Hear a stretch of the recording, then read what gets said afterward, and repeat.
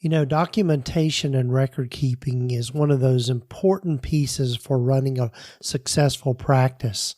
And every practice needs a powerful electronic health record system to help them manage all these things.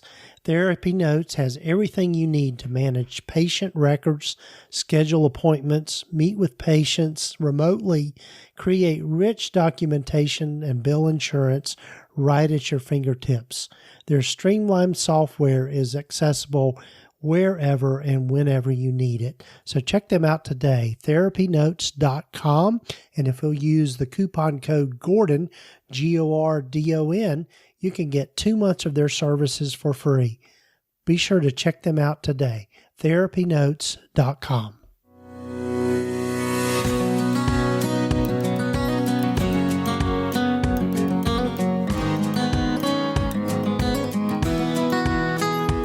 This is the Practice of Therapy podcast with Gordon Brewer, helping you to navigate your private practice journey.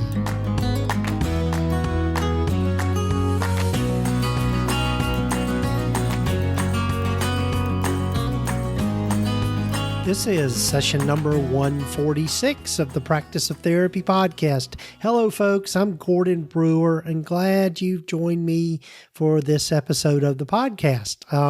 If this is your first time listening in, glad you found us, glad you're here, and be sure to take time to subscribe to the podcast wherever you might be listening to it. So, yeah, I'm looking forward to you hearing one of my repeat guests, and he's almost become, I didn't tell him this, but I think he's almost becoming a co-host with me. But David Hall is back with me today, and one of the things that has come up with a theme here lately is just this idea of making this move from being in a solo practice to a group practice. And we're going to be talking some more about that and some of the pitfalls that we've run into and some of the things that we've learned along the way. One of the things about David is that he and I get together pretty regularly just to chat.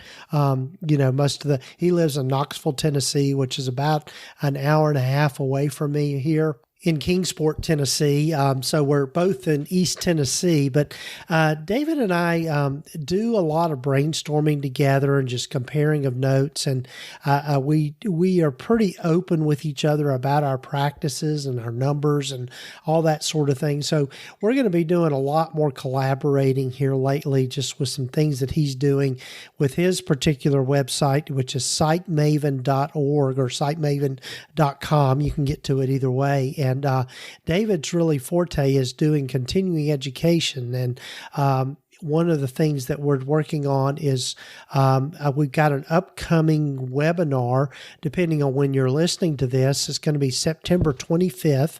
At 2 p.m. Eastern time. And you can get to that, find out about that by going to practiceoftherapy.com/solo-to-group. And that's practiceoftherapy.com/solo-to-group. And you can sign up for that free webinar that we're doing. And we're just going to be sharing a lot of stuff about starting a group practice and some of the ways to go about doing that and thinking about having a group practice. And if it's right for you, if you're a solo practitioner. So, and maybe even those of you that have been in group practice have a group practice, there might be some stuff you'd pick up from us. But anyway, looking forward to you hearing from David here in just a minute. Another webinar that I want to mention is my friends over at Brighter Vision are doing the Fall into Cash campaign or series that they do every year in the month of September. And I've got a webinar that I'm going to be doing with them, which kind of ties into this group practice thing a little bit, is just talking about having a practice that fits your lifestyle. And if you'll go into the show notes here, you'll see a link directly to sign up for that webinar. But you can also go over to brightervision.com /2020cash. That's brightervision.com /2020cash.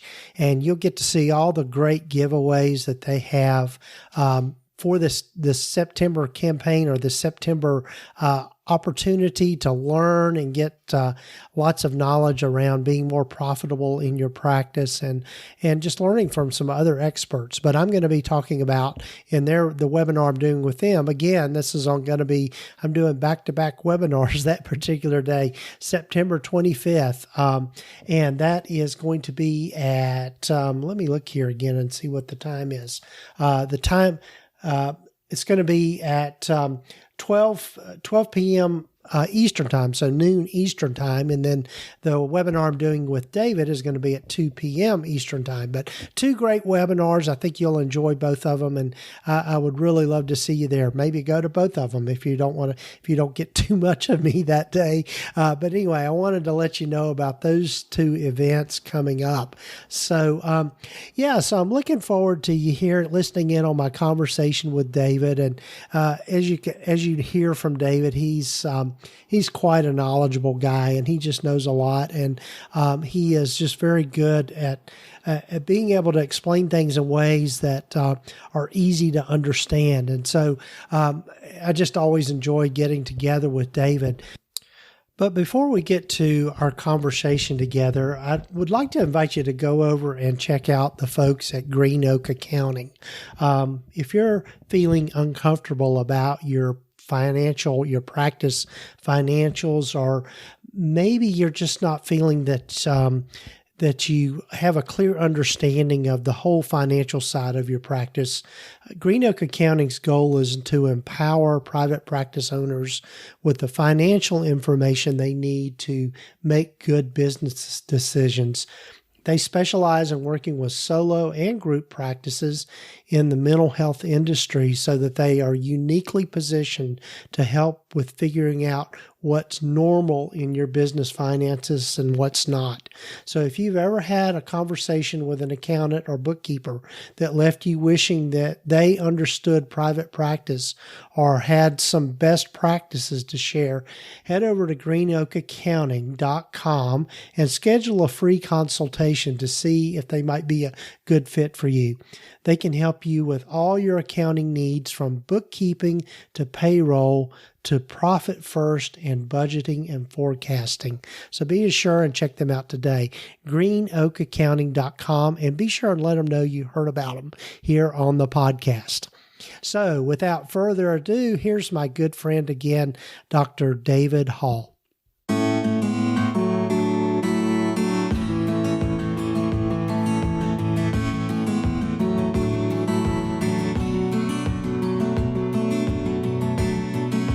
Well, hello, everyone, and welcome again to the Practice of Therapy podcast. And hello again, David.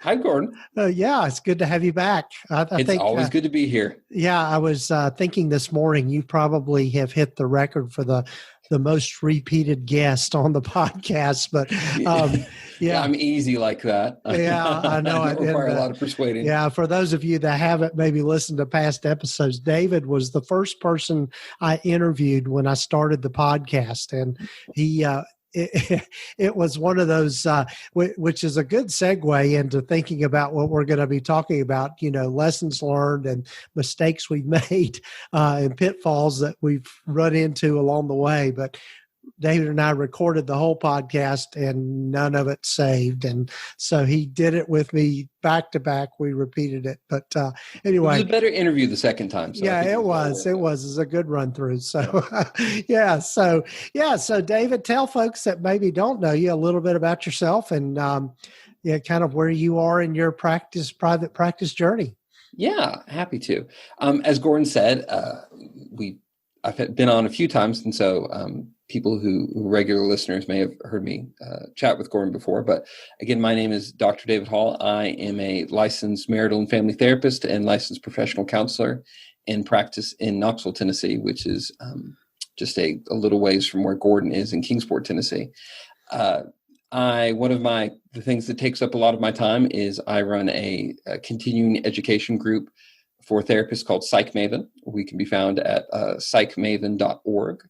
And we have a lot of resources available currently. At the time of this recording, we have a free 1-hour ethics continuing education on ethical business practices for therapists. And I've been a continuing education trainer for a number of years, and something I really enjoy. And I really enjoy the process of talking with therapists on their journey. And along with that, I also run a group therapy practice with my wife called Haven Counseling Center in Knoxville. Yes, yes. And one of the things, David and I have known each other probably, I 10 guess, years. about 10 years. And one of the things that David and I do, as I mentioned in the intro, is that we get together pretty regularly just to chat and just share ideas and talk about things. And one of the things that we have been working on here lately that we're real excited about is really doing some trainings around making the transition from being a solo practitioner to a group practice, because David and I have had, I'll just go ahead and say it. David and I both have had some nightmare experiences with group practices and just some of the things that we've learned. And so in this episode, we want to just kind of share those things, the pitfalls of all of this, and just also talk about our upcoming webinar that's going to be, as this recording's coming out, this will be out on Monday, and this coming Friday, the 25th of September, we've got a free webinar just around this topic where we're going to do a little bit of a deeper dive into this than we would be able to here on the podcast. And so I guess maybe a place to start is, so what are some of the pros and cons that you think of, David, about going into private practice? Going into group practice, group practice, right? Specifically, And to give everyone some more context too, this came out of one of Gordon and my regular conversation. What led us to put together this webinar is we were just talking about wanting to collaborate on something, and we began to ask, like, what is it that we have experienced that we think is worth sharing? And Gordon himself and a lot of his guests talk quite a bit about the journey as a private practice therapist, but we began thinking about group practices and our own journeys in that. And one of the things just fascinating, and Gordon and I were going over some notes beforehand of that, he and I, though both were group practice owners, we have so many different experiences in that, of how we currently run our practices, the sort of practices we have, the markets we have our practices in. And that's really what we're, as Gordon said, going to do a deep dive on the webinar coming out September 25th, 2020. But in the pitfalls, in the same sort of way, it's been interesting that we've had different sorts of ones. And there's a lot of help in having partners and people you work with that have different pitfalls, because you can have a certain amount of distance and objectivity when we share. Like Gordon and I will often call each other up, and usually it's just to share ideas, and it's usually pleasant. But sometimes we're trying to navigate a difficulty, we'll say. Right. There's a difficulty in the nature of being a practice owner. And I've really grown in that. And one of the benefits of mistakes, though, is if you can catch them early enough. But there are things that Gordon and I have regularly shared with each other that have been really helpful in each of our practices. I can say for myself, I did a big shift at the end of 2019 of moving people from independent contractors, 1099s, to W-2 employees. And Gordon had done that earlier. When did you make that transition? Well, I think I made that transition in 2018, or started the transition, but fully transitioned over at the beginning of 2018, you did. Yeah. Yeah. And Gordon had this template kind of already created when I was doing it later in the year. And it was a huge help. And honestly, the benefit of going through 2020, and because I was able to help support my staff at the beginning of the COVID pandemic, and we went all tele, and we lost a lot of revenue, but I was able to apply for a PPP loan. And I realized that I wouldn't have been able to do that if everyone was still as an independent contractor. And so that was just this serendipitous sort of thing that was amazing. But I was willing to make that transition because Gordon was able to share that with me. Yeah. And I've shared things with Gordon around contracting, things like that, like different ideas that I've done of how I contract with my therapist that he's since adopted. And even though there have been different pitfalls. The benefit of pitfalls, I would say, is having them early. Yes. Yeah. And it's, and the thing about it is that I think it's important to have a mindset of going into this knowing that you are going to make mistakes, and that you, and that's how you learn from what you do along the way. So one of the things that might be interesting to folks, and we can kind of both share our different stories around this. When you made the decision to go from, say, it's kind of that David, part of his story is he was actually working for another kind of agency or counseling group practice, a group practice, and you made the shift. And so what was the point at which you decided, and how did you make that decision? Some of it was opportunity was laid out before me by people that support me and encourage me. And so that helped. I had a nudge in that sense, but, looking, back, some of it was just I had the sense where it reached my ceiling of where I was in the group. It was a group practice I worked for over 8 years, and it was a good experience. My wife, who's a professional counselor, continued to work for the group practice for a number of years after that, until it was our collective practice was in a good place for her to join. And so now that she and I work in our group practice together, she continued in with the group before. So it was a good setup in a lot of ways. And it was a supportive community, and it had a good referral network. But I reached a point where I realized that the only way I was going to be able to grow was to go out and do something different. Because I was at a place where I couldn't really see more people, and I had no way of also benefiting monetarily in that setting from the reputation I had built up. I had built up a good personal referral network. The group center I worked for had a good referral network, but there were a lot of people who were coming because of me. And unless I had a spot, unless I was going to personally see them, there wasn't any way for me to profit from that. and that was kind of one of the biggest thoughts is I often have the picture of kind of the cascading fountain where there's the top tier that's really small, and that overflows and spills down to a bottom tier that's slightly bigger, and spills into a tier under that slightly bigger. And I had the sense that like my basin was full and stuff was flowing over, but I didn't have any way to catch what was flowing over. And that was probably the clearest idea I had in mind of the benefit of bringing on new people. Right. Yeah. And mine was very similar to that. I had really reached a point where I had reached that ceiling, kind of a glass ceiling, I like to call it, of realizing I can't take on any more new clients. In other words, I could have worked into the evening, but I really did not want to do that. And was just really trying to figure out, how do I bring on somebody else? I had a person that I had been supervising who was working kind of with me at the time, but really essentially what we were doing is she was essentially just renting some space from me, which is one model of doing kind of a group practice, but she was operating totally independently. And so I really looked into also thinking, I might want to just start a nonprofit organization. And so I looked into that and what it would take to do that. And I recognized at that time that if I had gone that route, I still wouldn't be able to be my own boss. I might, become an executive director, but, with a nonprofit, you're going to have a board of directors you report to and all of that sort of thing. And it really also started me thinking about, my why, which people hear that from me all the time, of really understanding my why.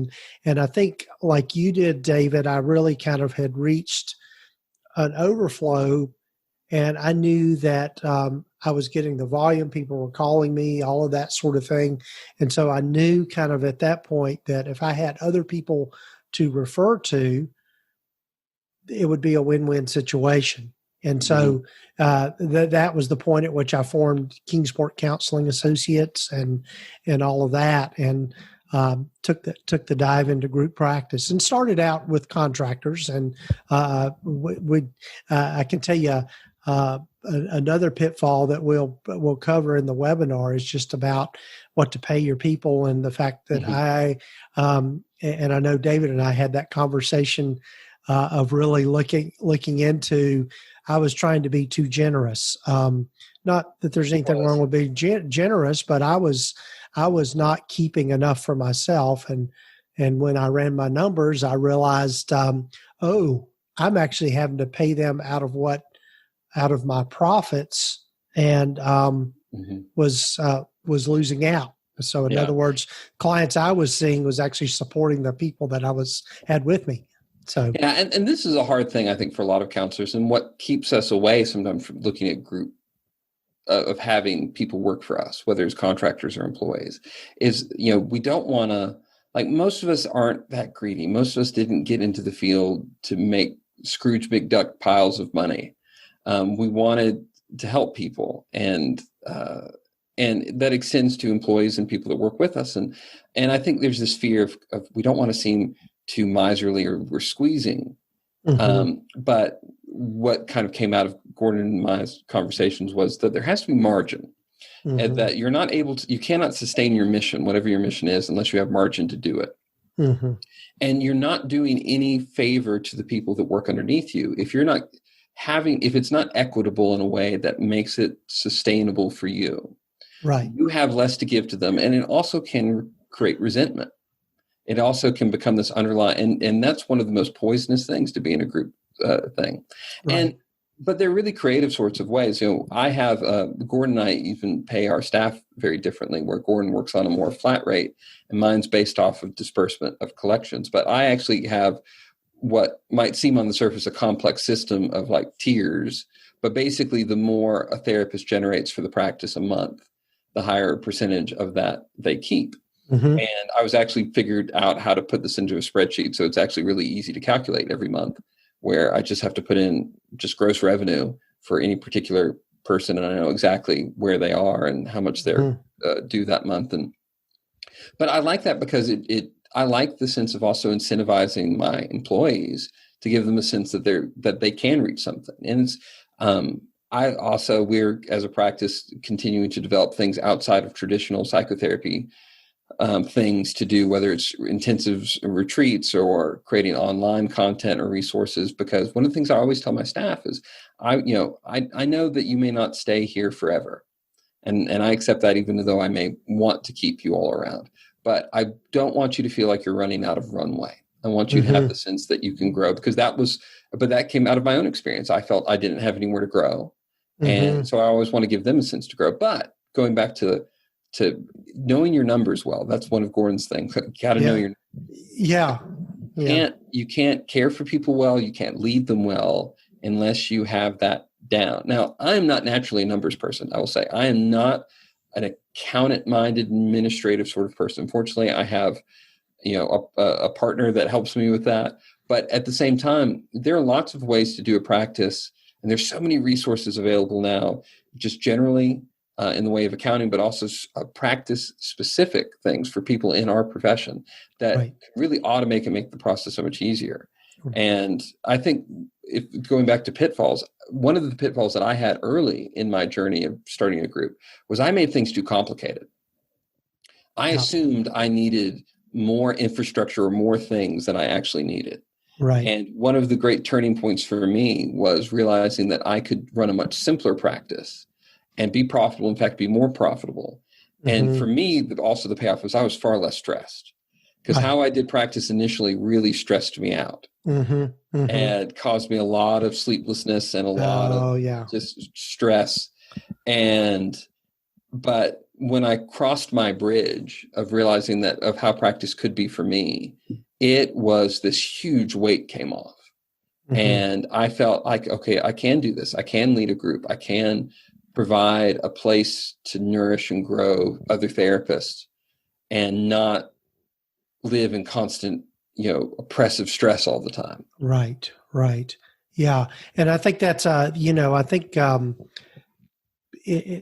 going back to something I said earlier, is really having a good vision of why you want to do a group practice, of what that's like. And I think one of the things is that one of the pitfalls, I think, of running a group practice as well is still trying to do too much as you would as a solo practitioner. I mean, doing it all, answering the phone calls, all of those kinds of things of really learning to delegate well and learning how to outsource well is something that I would really recommend for everyone.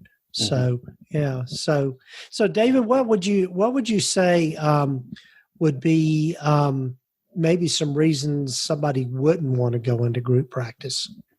That's excellent. Thing to think about. I think anyone's listening to this, I think sometimes there can be this pressure of, well, this is what I should do.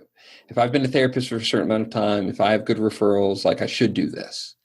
And no, like it's fun if you want to do it. And if you feel that calling and feel that fits in your vocational and your professional vision, it could be a lot of fun.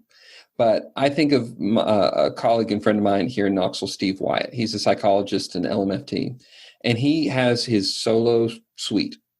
It's in this office complex. He's got this little waiting room and his own office. He doesn't have any reception support. He's just by himself.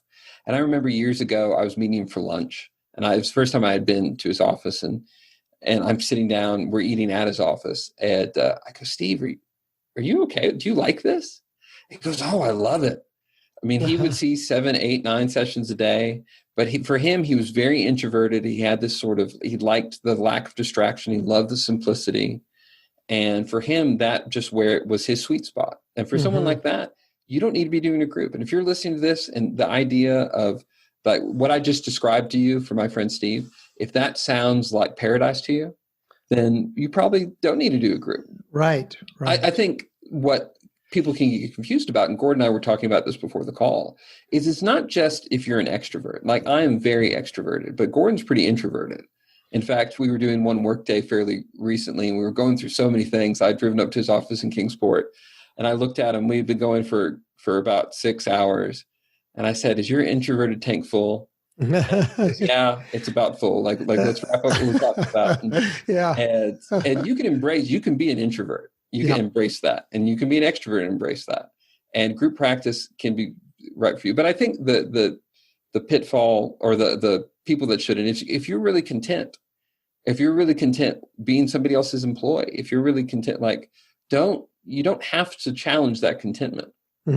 Most of us are going to be in that thing. Right. Now, to counter though something, Gordon, that you haven't asked, but I think a misconception that a lot of people have about of why they shouldn't is that they don't have enough experience yet, or they haven't arrived, they aren't established. And that's probably one of the biggest misconceptions I would really want to highlight to anyone listening to this, is that you don't have to be that far down the road. A person that Gordon and I really enjoy, Pat Flynn from the Smart Passive Income podcast. One of the lines he says a lot that I really enjoy is people want to learn from someone just like them. Right. And if you're licensed, I think I would say that you don't even need to be a supervisor yet. You don't even need to be that level. You might be in a good place to provide, even if you can't provide supervision, to provide a place for pre-licensed therapists to work and live and thrive. And it could be really great. So I answered 2 questions there. Right. And I think one of the things I would add to that is that there are a lot of folks out there, a lot of therapists and counselors that don't necessarily aspire to own their own business, but would really be perfectly content working for somebody else. And I think that those are to create an opportunity for those people is something that I think is worth thinking about. And so, one myth or whatever is that if you set up a private practice and you get people working for you, they're just going to leave when they get full or something. That could happen, but still, they could. I think there are a lot of people. I think about one of my my lead therapists with my group, Krista. I've asked her. I said, "Have you ever thought about going out on your own?" She says, "Nope." Says, "I don't want to do that. I like all the stuff you're doing for me, and I'm going to stay right here." And so that's, yeah. And so, I mean, and I think what's hard for a lot of us is we assume that if you're an entrepreneurial therapist, you assume that everyone's like that. And in truth, most people aren't right, entrepreneurial of any sort. And that's okay. There's nothing wrong with that. I think really embracing kind of the trueness of who you are is an important thing in any professional journey. But in the group practice I worked for, there are people that have worked for that practice, still work for that practice. They worked there for 20 years. Mm-hmm. And they're content. They love kind of what it offers. They love the stability and the predictability. And again, I think that goes to if you're that sort of person, doing a group doesn't. Now, you might be the sort of person that wants to encourage a friend of yours who's entrepreneurial to start a group, and you go work for them. Yeah, all right. And I think another misconception that may keep people from doing it is they look around, depending on your community, you may look around and be like, well, there's this group or there's this group. You think about the other group practices in the area and be like, I can't compete with them. Right. And you don't. We're not, there's at this point, I don't think there's any place in the United States or anywhere in the world that has enough mental health services. There's true. Always more people to go to therapy. There's always more than what people need. And a full therapy caseload isn't that much compared to other things. I worked in a medical practice as in my first journey in private practice was a psychiatry group. And one of the things I quickly learned was just the proportion of how many people we need to see to be full is way different. The average primary care physician, if they're full-time, will have an average of like 1,200 to 1,500 active patients of people that they're caring for that, they'll come in every 6 months or once a year, but that's what it is.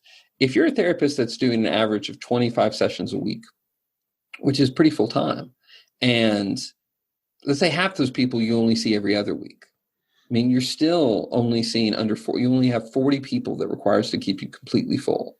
Right. And even if you're in a small community, there are 40 people, that or 40 couples or 40 families that aren't receiving help that need it. Yeah. And that aren't being served by anybody else you're seeing out there. And so there's always space for more. Right. I think one of the compelling things about group practice, though, to switch gears a little bit from pitfalls necessarily, is really thinking about. Well, I think let me back up. Let me rephrase that. One of the pitfalls that I think that people run into is they don't have a clear understanding of the type of lifestyle they want for themselves. Mm-hmm. And I think most of us go into private practice has something to do with our lifestyle and being able to have the freedom of setting your own schedule, setting your own hours, and that kind of thing. I think one of the pitfalls that people can run into is they don't have maybe a clear understanding of how having a group practice does change your lifestyle, and that you're now not only responsible for yourself, but you also have these people that are reporting to you or contracted with you or whatever that you're dealing with. And so I think when people, a pitfall would be that people, you do have to have a sense of being able to manage others well and be able to direct others.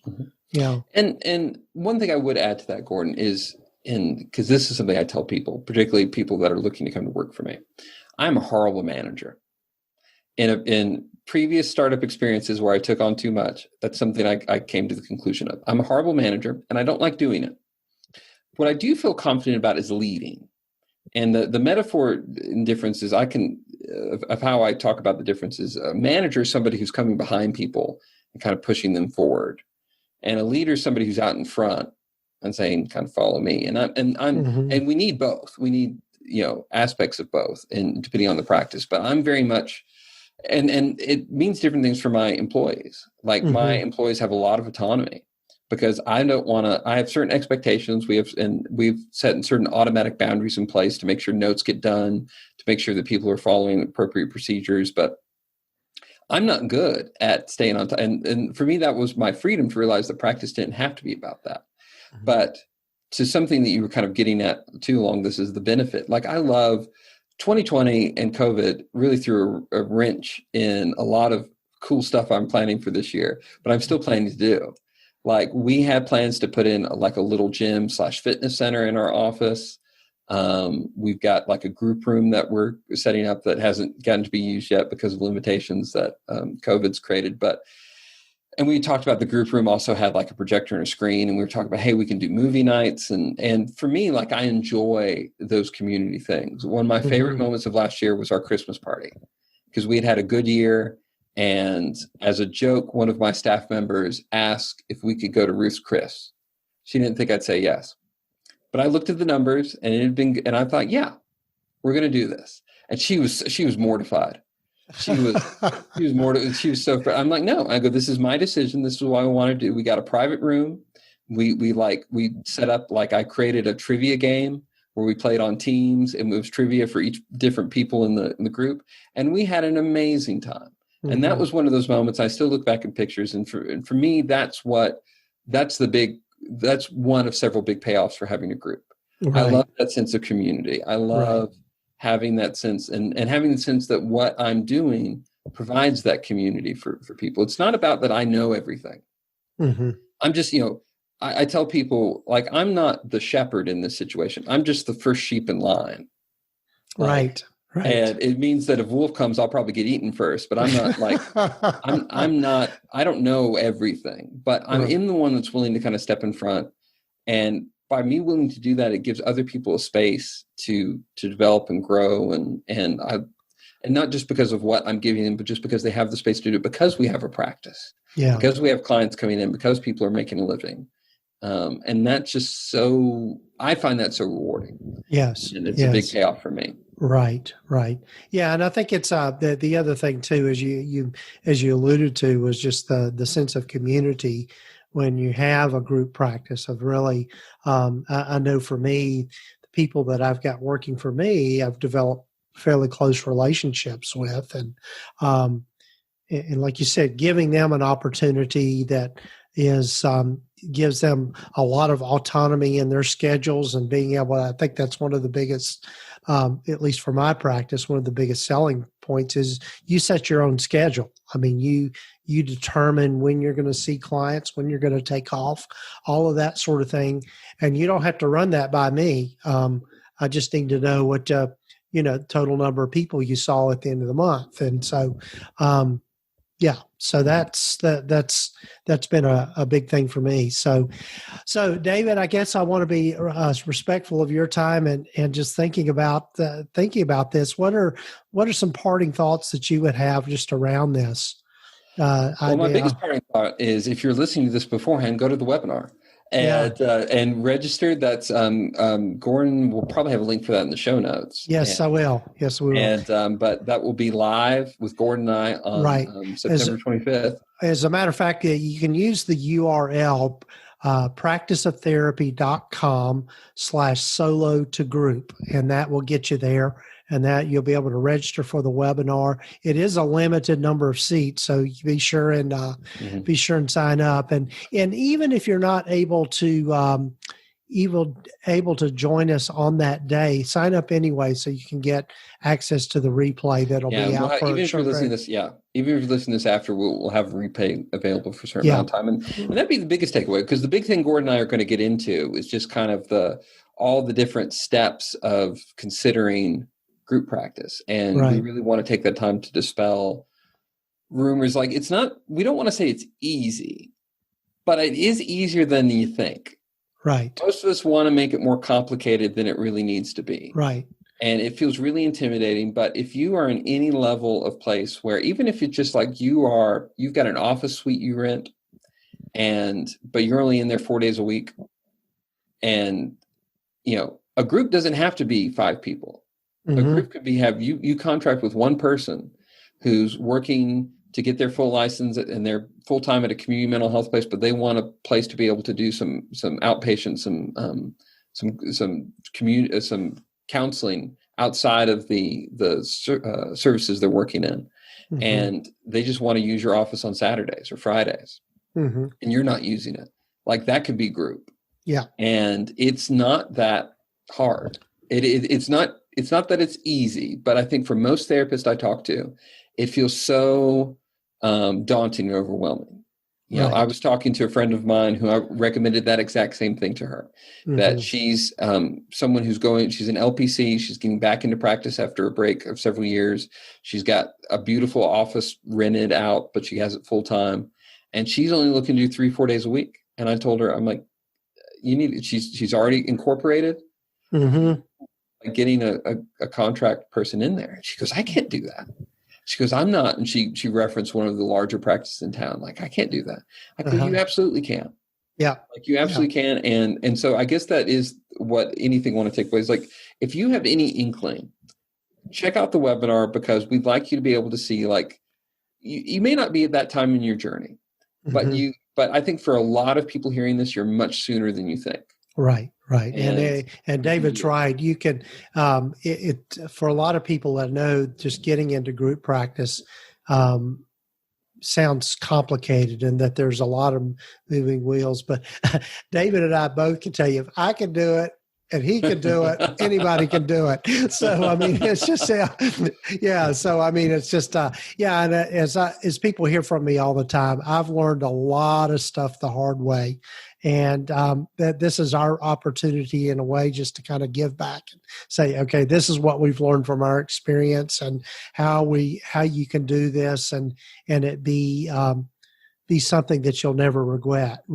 So, yeah. So, well. And if you check out, if it's anywhere close to when this recording came out, it should still be up. But if you go to my website, psychmaven.org, one of the free things we have right now is actually, it's an ethics CE hour, but we cover business things for people in private practice. One of the big questions I get is fee disbursement and fee splitting, because there's a lot of ethical restrictions in that. And so how do you set up a practice and pay your employees in ways that are ethical and legal? And so a good chunk of that, about half hour of the hour-long thing, we do talk about that. And we also talk about ethical considerations for advertising, but it's specifically geared for people in private practice. So even if you're just a solopreneur and want to continue that way, check out the free ethics course we have at psychmaven.org. Yeah, it's a good course. So yeah. And again, all of these links will be in the show notes and the show summary.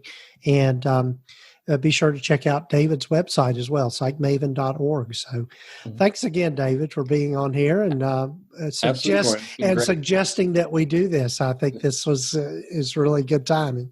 Yeah. Thank you, Gordon.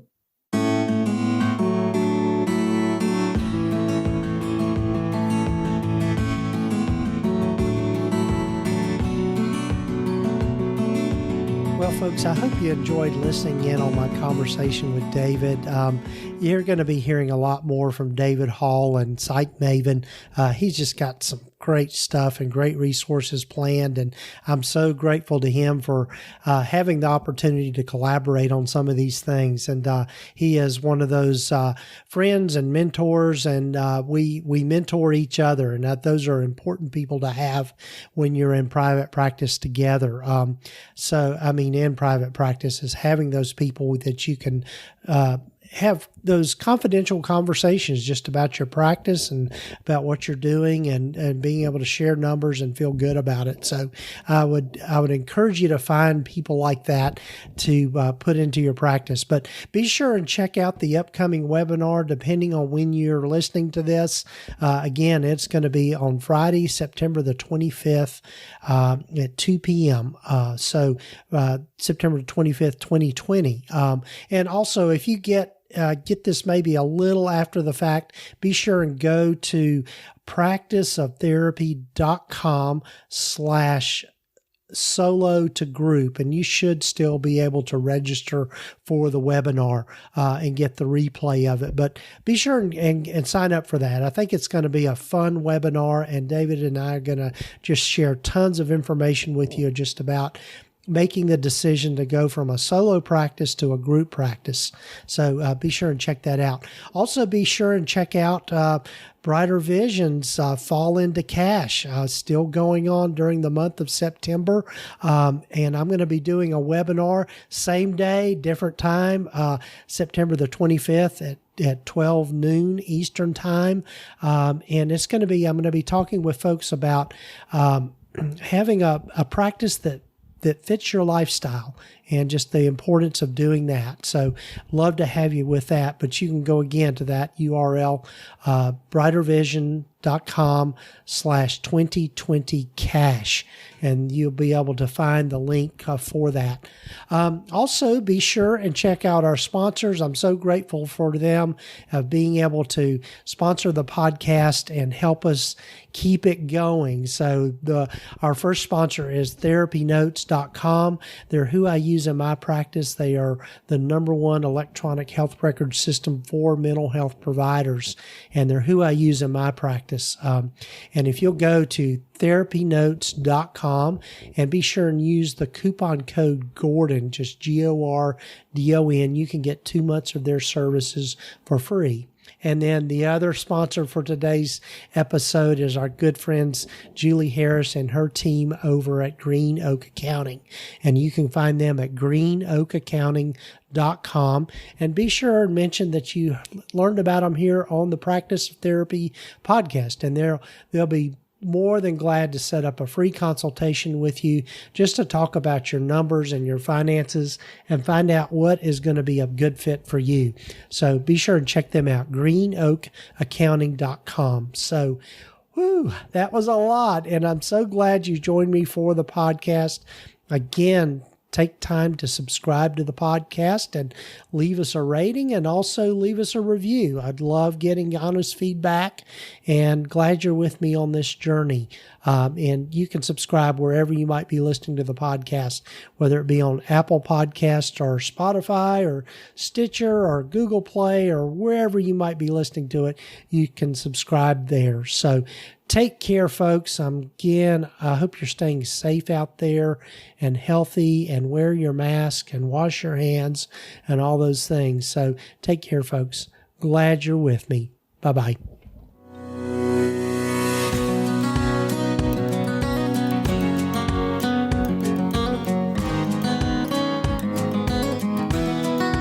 Been listening to the Practice of Therapy podcast with Gordon Brewer. Please visit us at practiceoftherapy.com for more information, resources, and tools to help you in starting, building, and growing your private practice. And if you haven't done so already, please sign up to receive the free private practice startup guide at practiceoftherapy.com. The information in this podcast is intended to be accurate and authoritative concerning the subject matter covered. It is given with the understanding that neither the hosts, guests, or producers are rendering legal, accounting, or clinical advice. If you need a professional, you should find the right person for that.